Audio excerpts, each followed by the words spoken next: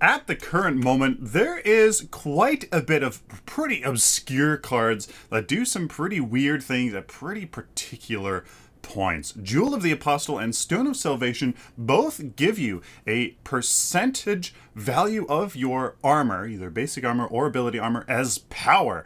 And back in Legacy with the very high tank meta, this worked quite well. But here in Monolith, how does the math work with these two cards?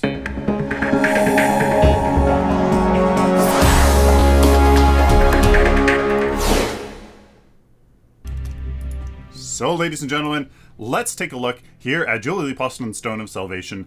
I am Sylphin. Welcome to a Hero Guide Math Behind the Card video. So, these are very interesting cards that are 5 CP order cards, giving you 1 CP of mana regen, 1 CP of lifesteal, leaving a 3 CP cost for the active part of the card. This active part grants 35% of either your basic armor or ability armor as power for 6 seconds. So 35% of whatever you have, 100, if you have 100 basic armor, say, you get 35% of that, which is 35 power for 6 seconds. It's on a pretty long cooldown, 120 seconds, I do believe. So every 2 minutes, pretty much every team fight, you will be able to get that power, but only for 6 seconds, which, I mean, in today's climate, time to kill, it's pretty much relevant. I mean, 6 seconds is quite a long time. Now, the cost of the active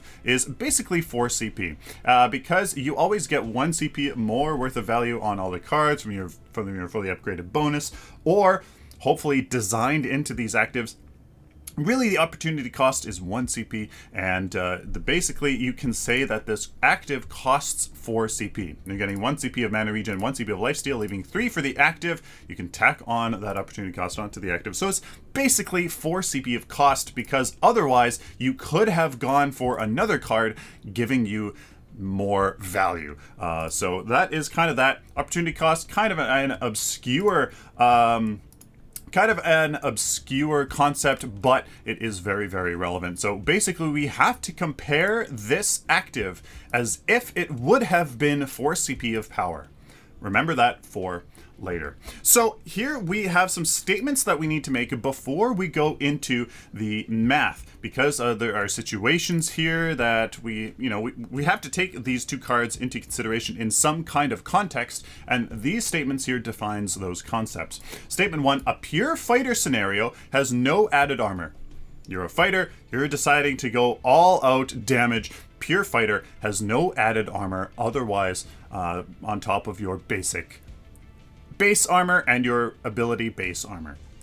Statement 2, a pure brawler scenario has 9 CP of both armors added, 18 CP total for, armors of, 9 of basic, 9 of ability.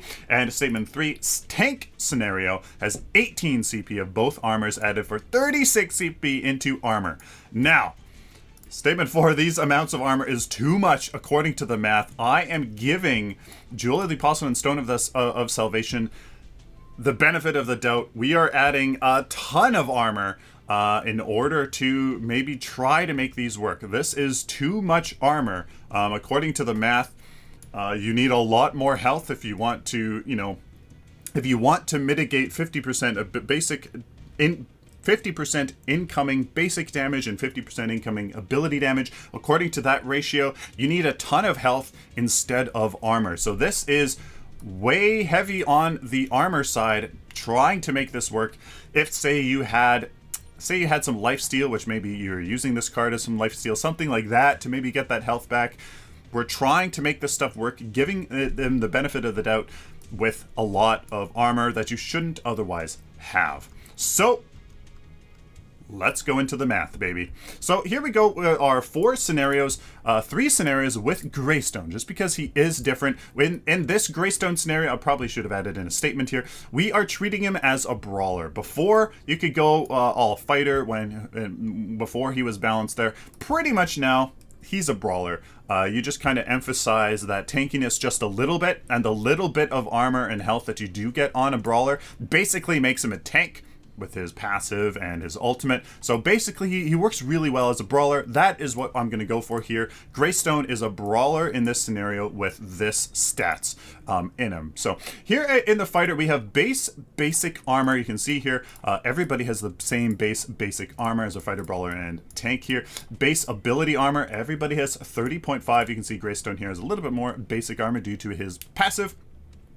And his stoic ability. Added basic armor. You can see here that the brawler, again, that 9 CP equals 63, and the tank 18 CP equals 126. Added basic armor, and Greystone here again, he is a brawler, so we're kind of doing this here.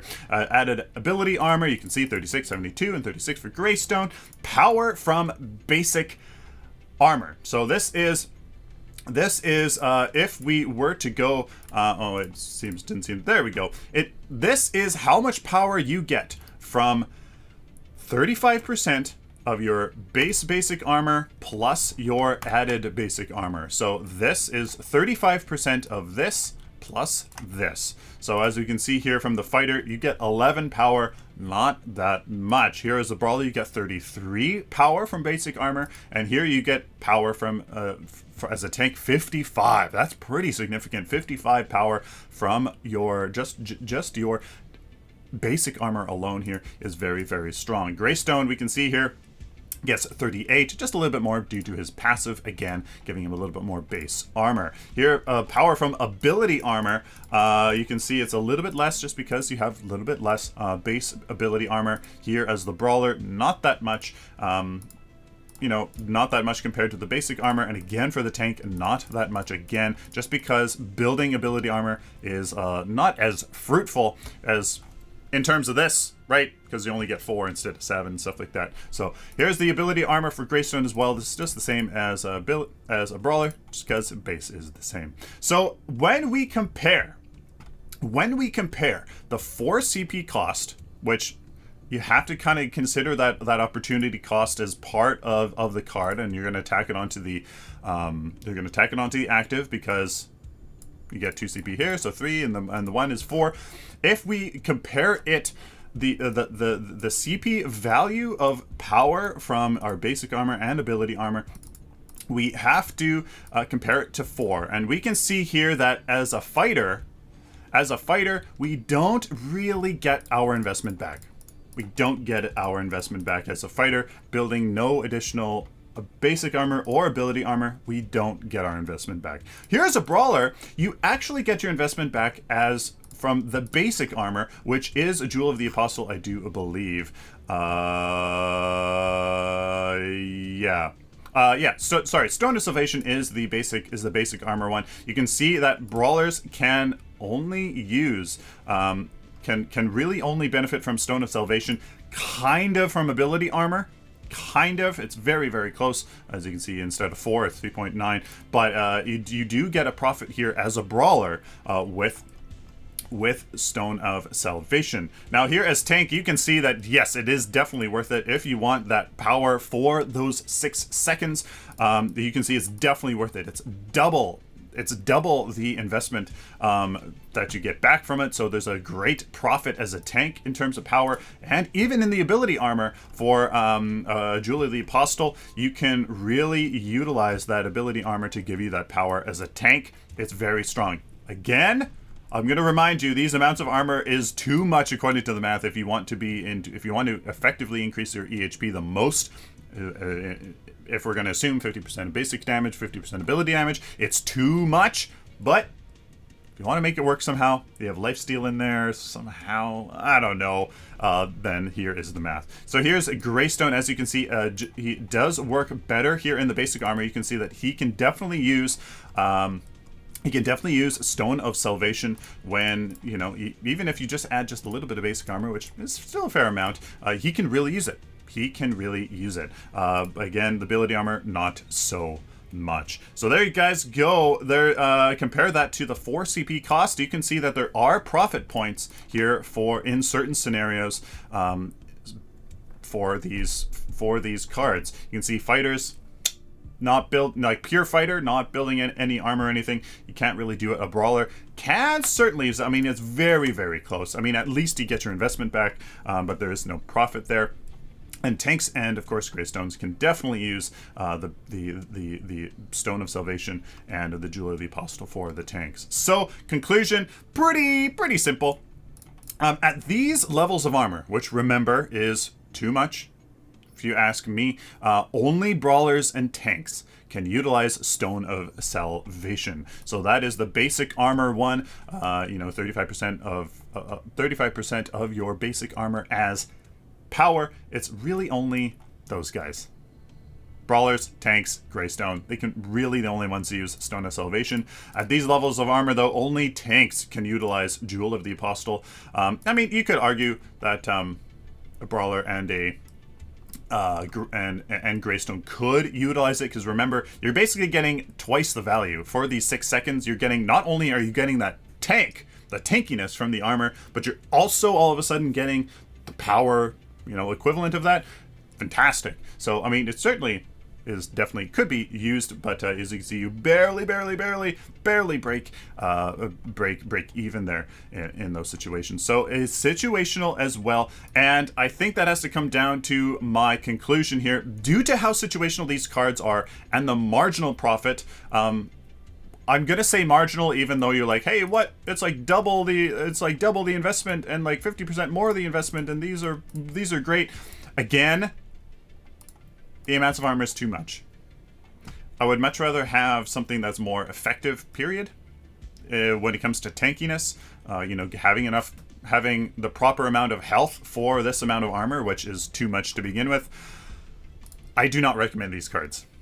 While it looks great, we've given these scenarios too much armor, so this really isn't going to happen. You can certainly go for it. It's going to work, but I think just to play it safe, I'm not going to recommend these cards. Just because, yeah, the armor's too much. You're not going to build this much. I'm certainly not going to build this much, so that's going to reduce these numbers. It's really not going to be worth it, and I don't recommend these cards. So guys, let me know down in the comments what you guys think. I tried to make some good scenarios to try to make it work. And you know what, for tanks, definitely does work here for tanks. Like if you want to go as a steal and equip both cards, and then you pop them both into your ultimate right on the enemy, and then a quick bull rush through a whole bunch of them. Oh boy. That's you know what? That's going to be a nice solid 15 CP worth of power that you can just add on to your ultimate, add on to your bull rush, maybe a few basic attacks in there as well. Hey, could certainly be a cool idea. But you know what? Most of the time, I don't think that these are going to be worth it. Please like the video if you like it, dislike it if you dislike it, share it with the community, and of course, guys, subscribe. If you guys like this content, found it useful, please subscribe so I can do it for you in the future. Till next time, like always, stay optimistic and positive.